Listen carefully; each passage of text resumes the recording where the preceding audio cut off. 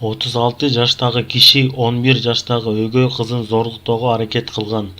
Нарын облусунун Ат башы районунда жашы жете элек кызды зорлуктоого аракет кылган деген факты боюнча 2 учур катталды.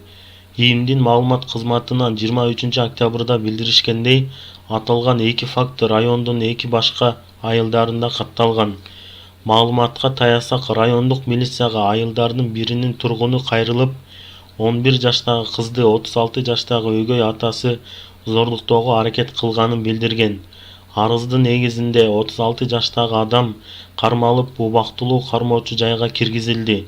Ал эми экинчи факты боюнча маалым болгондой, айылдарынын биринин тургуну арыз жазып, 8 жаштагы кызды 58 жаштагы киши зорлуктоого аракет кылганын кабарлаган.